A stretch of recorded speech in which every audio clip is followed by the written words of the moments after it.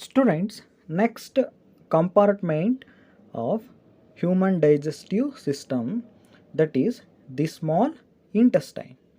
Okay, so the small intestine is highly coiled and is about 7.5 meters long. Okay, so the small intestine is a long and coiled tube. Okay, so it receives secretions from the liver and pancreas. Okay, so besides its wall also secretes some juices. Okay, so that is digestive juices. And the liver is a reddish brown gland situated in the upper part of the abdomen on the right side. Okay, and it is the largest gland in the body. It secretes bile juice that is stored in a sac called the gallbladder. Okay, so the bile plays an important role in the digestion of fats. Okay, and the pancreas is a large cream colored gland located just below the stomach. Okay, and the pancreatic juice acts on carbohydrates, fats and proteins and changes them into simpler forms. Okay, and the partially digested food now reaches the lower part of the small intestine. Okay, so where the intestinal juice completes the digestion of all components of the foods. Okay, and the carbohydrates get broken into simple sugars such as glucose, fats into fatty acids and glycerol, and proteins into amino acids. Okay, and now food is in the small intestine, right? Okay, so now we are going to know about how absorption of food taking place in the small intestine.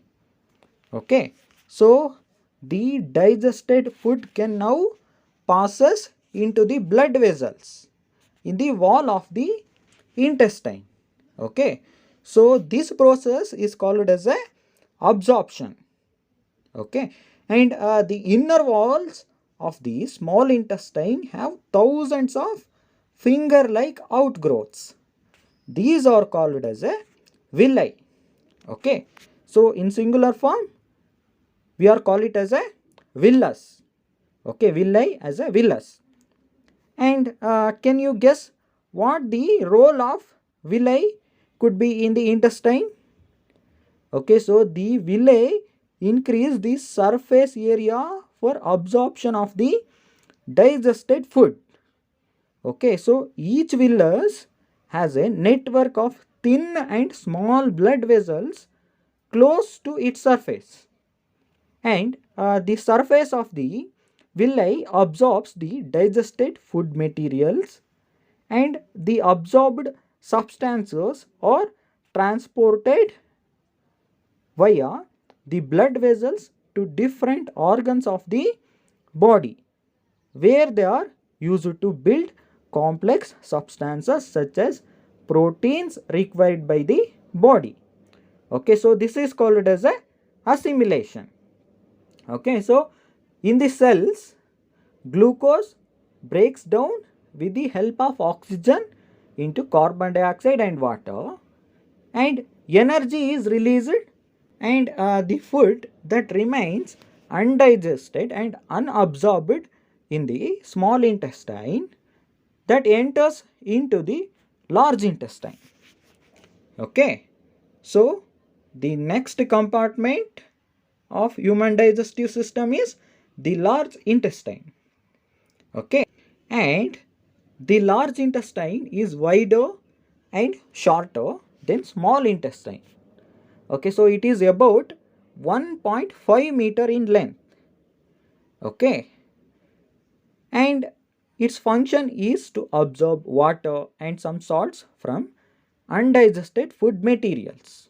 Okay, so the remaining waste passes into the rectum and remains there as semi-solid fecus. Okay, so the fecal matter is removed through the anus from time to time. Okay, so this is called as a egestion. Okay, so this is all about digestion in humans. Okay, so students, in this class we have learnt digestion in humans, right? Okay, so if we have any doubts, ask in online session. All of you should follow given worksheet. Thank you, students.